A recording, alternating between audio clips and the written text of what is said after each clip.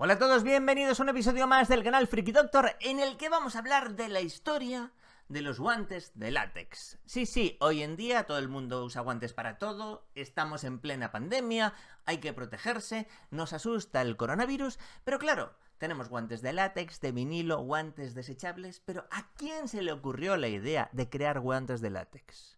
Y sobre todo, ¿por qué lo hizo? Bien, pues detrás de este invento descubriréis una extraordinaria historia de amor.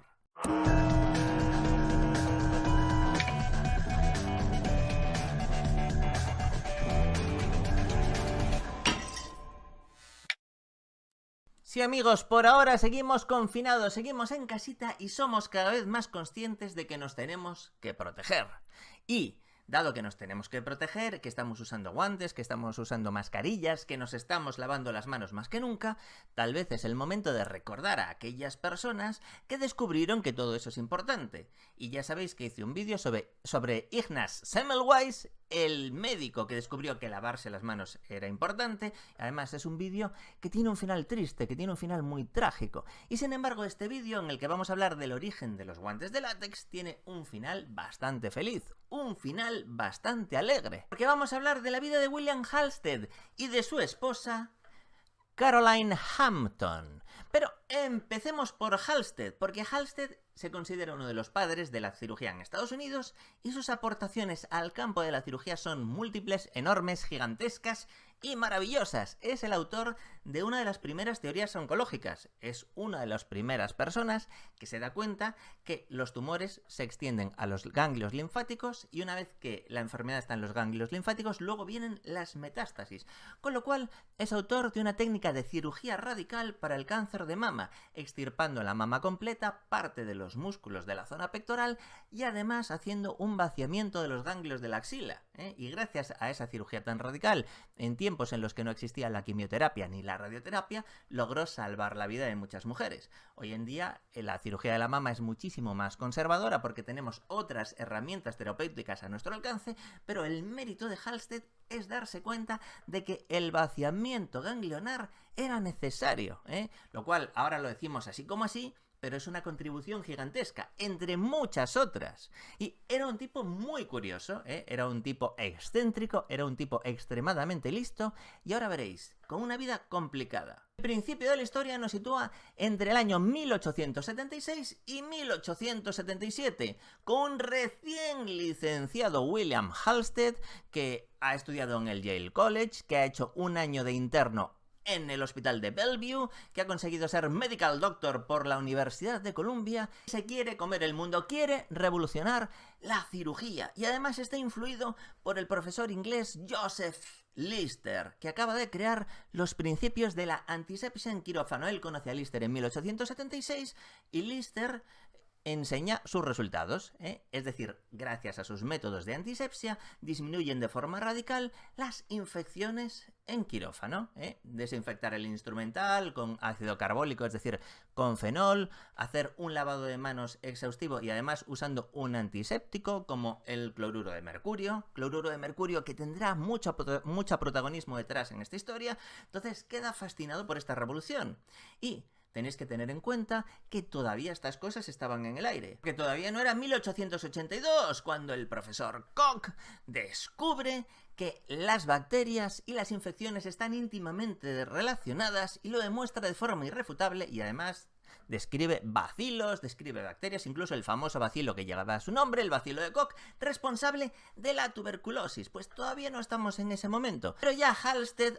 apuntaba maneras, viaja por Europa, conoce por ejemplo a Theodor Billroth, uno de los cirujanos más brillantes de todos los tiempos, que es el autor de distintas técnicas para reconstrucción después de la gastrectomía, las técnicas de anastomosis de Billroth I y Billroth II, y entonces llega a Nueva York cargado de todas estas nuevas ideas, se pone a trabajar y empieza a crear sus propias técnicas, empieza a brillar en el mundo de la cirugía y hace descubrimientos tales como los bloqueos anestésicos regionales.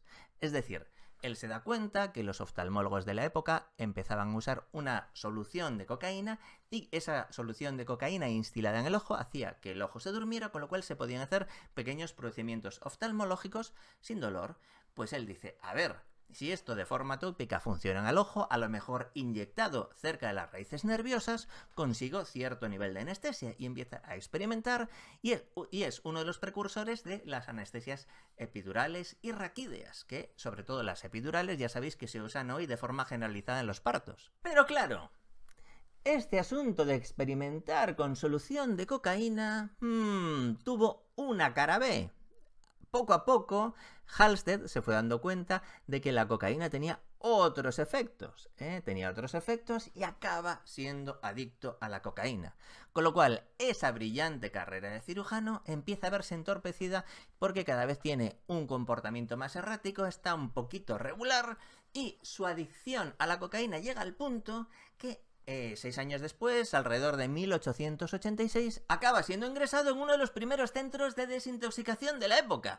Y claro, la verdad es que no tenían muy claro el asunto de las toxicomanías, no tenían muy claro el asunto de qué pasaba con los adictos, y utilizaban cosas, bueno, como la teoría de la medicina contraria. Por ejemplo, imagínate, aquí tenemos a este joven William Halsted, que es adicto a la cocaína, que ya no puede operar porque está todo el día que si la cocaína, pues lo que vamos a hacer es darle lo contrario, vamos a darle morfina. Lo cual evidentemente no parece una gran idea, pero el caso es que Halsted sí que supera su adicción a la cocaína, pero se vuelve adicto a la morfina con distintas etapas y distinta intensidad a lo largo de su vida. Así que sí, le quitaron la adicción a la cocaína, pero luego dependía un poquito de la morfina. No obstante, eso no le impidió hacer un gran trabajo. Y durante ese tiempo en Nueva York hizo cosas tan heroicas como hacer una de las primeras colecistostomías, es decir, coger la vesícula biliar que estaba ocupada de cálculos y pus, en una paciente, pues eso, que tenía una colecistitis aguda, una paciente que estaba muy malita, hace un agujero en el abdomen, consigue extraer 8 cálculos y el pus, y deja esa herida abierta para que drene. Bien, esa paciente que sobrevivió, esa paciente a la que le hizo eso, no era otra que su madre, a la que acabó operando en su casa, tumbada en la mesa de la cocina. A las 2 de la mañana le hace una colecistostomía, le quita las piedras, le quita el pus, y la madre sobrevive. En otra ocasión, su hermana, después de un parto, estaba teniendo una hemorragia muy profusa, estaba prácticamente desangrada, y decide hacerle una transfusión con su propia sangre, una de las primeras transfusiones del mundo, una cosa que se consideraba todavía experimental, porque todavía Karl Landsteiner no había hablado de los grupos sanguíneos, y consigue salvar la vida de su hermana haciéndole una transfusión con su propia sangre. Así que aquí veis el perfil del personaje, aquí veis el arrojo que tenía y de lo que era capaz. Después de esta etapa en Nueva York tan complicada y tan extrema desde el punto de vista laboral y personal, pues decide cambiar de aires y se va a Baltimore. ¿Por qué? Porque allí empezaba a crearse un naciente hospital que es el prestigiosísimo Johns Hopkins. Y nada más llegar al Johns Hopkins, se le considera uno de los grandes fundadores de este hospital, acaba siendo jefe de cirugía, y allí conoce a Caroline Hampton. Caroline Hampton, que era una joven de la alta sociedad, pero una joven muy rebelde. Era nieta del general confederado Wade Hampton III, no primero, no segundo, sino Wade Hampton III, y decide que lo suyo es la enfermería. Y en contra de la opinión de su familia se va a Nueva York, a la escuela de enfermería, porque ella quiere ser enfermera y ejercer como tal. Una mujer para la época bastante independiente, tremendamente inteligente y muy capaz. Y lo consigue, acaba estudiando enfermería y por azares del destino acaba también en el Johns Hopkins y allí conoce, como no, a William Halsted. Y William Halsted se fija en ella porque ve que es una enfermera tremendamente eficaz y quiere que esté en quirófano con ella. De hecho, Caroline Hampton acaba siendo la enfermera jefa de quirófano de ese hospital. Y empiezan a operar juntos, pero ella tiene un problema. Ya hemos dicho antes que los desinfectantes que se estaban usando en aquella época eran tremendamente agresivos, ya sabéis. El fenol y el cloruro de mercurio, ya lo hemos mencionado. Y el cloruro de mercurio, que tantas glorias le daba a Joseph Lister, acabó produciéndole a Caroline una dermatitis tremenda en las manos, porque es muy muy agresivo. Entonces llega un punto, llega una encrucijada en la que hay que tomar una decisión. Ella, en esas condiciones, no puede seguir en quirófano. Entonces Halsted, ni corto ni perezoso, decide tomar una decisión que cambia la historia de la cirugía por siempre. Se queda mirando y dice... Si consiguiéramos unos guantes lo suficientemente finos y elásticos para que ella se pusiera en las manos, y además esos guantes fueran estériles, es decir, son guantes que se pudieran desinfectar, tendríamos el problema resuelto, porque ella no tendría que entrar en contacto de forma directa con esas soluciones desinfectantes tan agresivas, bastaría que se lavara las manos, luego se pone encima los guantes estériles, pero claro, tienen que ser unos guantes muy particulares, elásticos y finos para que pueda trabajar. Y con esta idea en la cabeza, decide encargar a la empresa Goodyear, sí señor, los mismos que hoy en día siguen fabricando neumáticos, los primeros guantes quirúrgicos de la historia. Entonces, Caroline se pone los guantes, empieza a operar fenomenal y el resto de personal de quirófano empieza a darse cuenta de que esa es una gran idea. Entonces empiezan a encargar más guantes de ese tipo. Y llega un momento en el que se empieza a generalizar de manera espontánea el uso de esos guantes. Pero el objetivo de usar los guantes de látex no era en ese momento conseguir que bajara el índice de infecciones. No tenía nada que ver con eso. Era un elemento de protección que a Halsted se le ocurre, pero para no perder los servicios de esta joven Caroline Hampton, y esto sucede en el año 1889.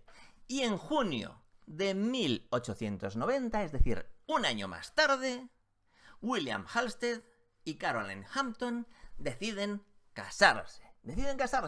Porque además de esta historia de los guantes, que ya se transforman en los guantes del amor, porque Halsted ya le había echado el ojito a Caroline, resulta que es una pareja tremendamente compatible y además es una pareja de excéntricos totales. Una pareja que era la comidilla de todo el hospital y de toda la zona de Baltimore, porque hacían cosas muy muy particulares.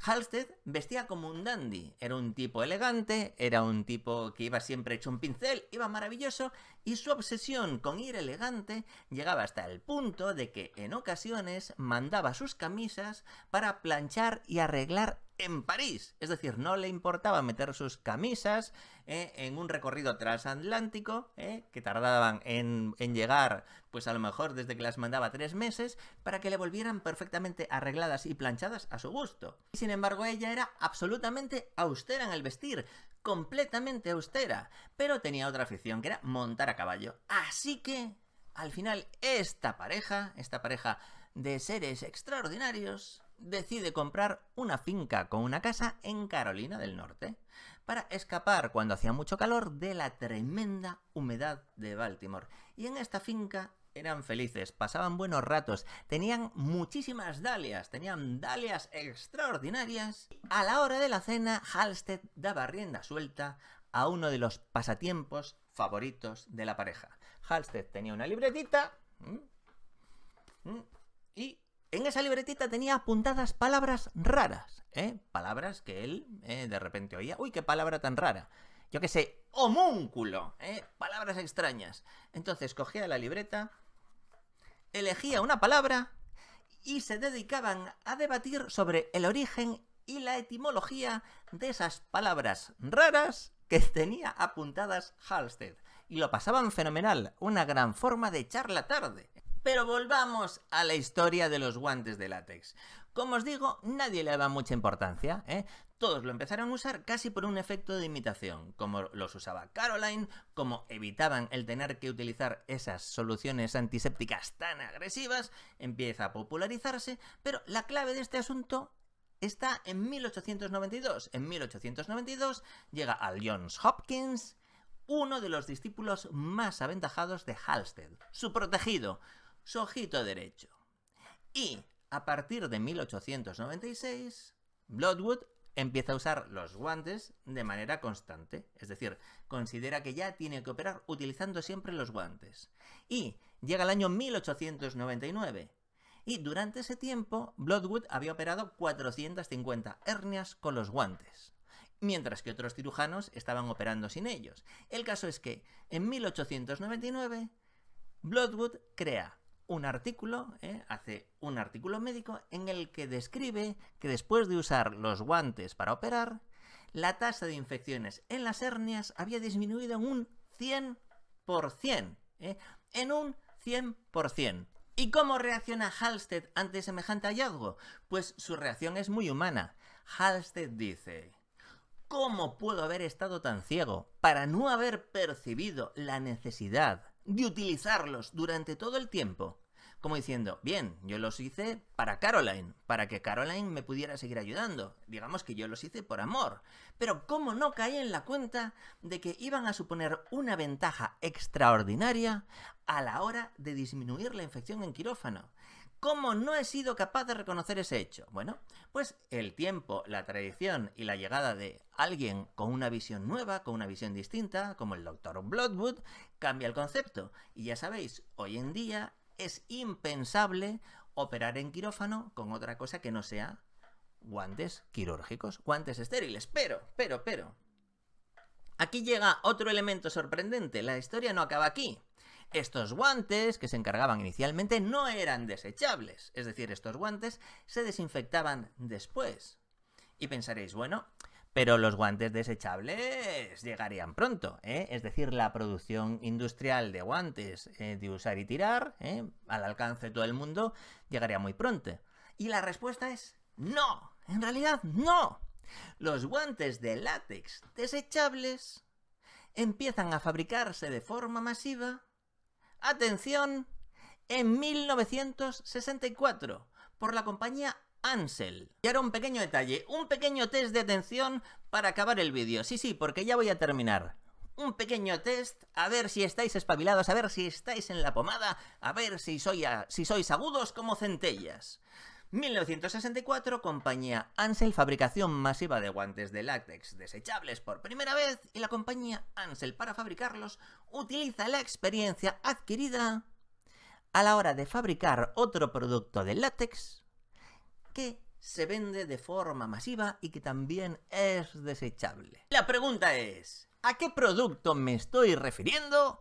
¿Cuál es ese producto desechable que se fabrica de forma masiva y que también es de látex? Tenéis 3 segundos para responder. 3, 2, 1. Pues el preservativo, el profiláctico, el comúnmente llamado condón. Pues sí, gracias a que se fabricaron los condones de forma masiva, aprendieron a trabajar el látex y crearon moldes, en este caso, para manos de distintos tamaños, de forma que se pudieran hacer productos de látex estériles que después se pudieran usar en quirófano y que el cirujano, al terminar la cirugía, pudiera tirar, o incluso en ocasiones nos cambiamos los guantes durante la cirugía.